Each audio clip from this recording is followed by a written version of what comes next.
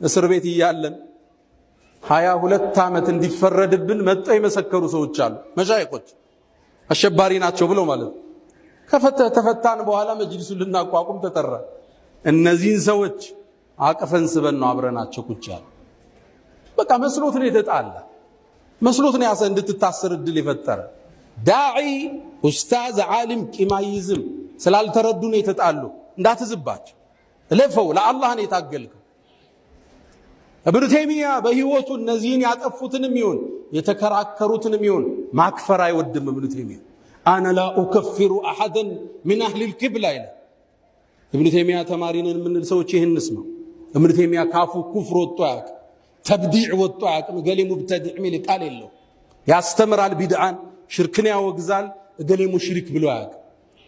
ሐታ የተከራከሩትን ጉላቱል አሻዒራን እንኳን ሚን አህለ ሱና ወልጀማዓ የቆጠራቸው ኢብኑ ተይሚያ ያከፈረው ሰው የለም።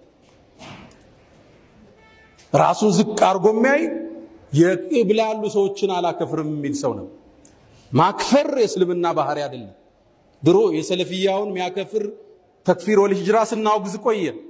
አሁን ደግሞ የሱፊያ ጭንብል ለብሶ አህባሽ የሚያከፍር ሆኖ መጣ። ነገሌ ያረዱት አይበላም፣ ገሌን ያገባሽ ተፋች። ይሄ እስልምናን አይጠቅምም ወንድሞች። ሙስሊም ሙስሊምን አያከፍርም። መን ሶለ ሶላተና ሶላታችን የሰገደ ወስተቅበለ ቅብለተና ቅብላችን የተቅጣጨ ሙስሊም ነው ብለዋል ነቢዩ ዓለይሂ ሰላቱ ወሰላም። ነሕኑ ነሕኩሙ ቢዛሂር ወላሁ የተወሊ ሰራኢር። የእኛ ዳኝነት በውጭ ነው፣ ውስጥን አንበረብርም። ሙስሊም ካፊር ከባድ ነው። ለዛ ነው ኢማሙ አቡ ሐኒፋ ምን ይላሉ?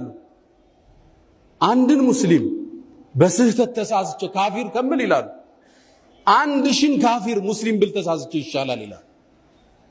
ከባድ ነው አንድን ሰው ሙብተዲዕ ማለት። ካፊር ማለት ከባድ ነው። ካልሆነ ኩፍሩ ወደ አንተ ይመለሳል ነቢዩ ዓለይሂ ሰላቱ ወሰላም እንዳሉ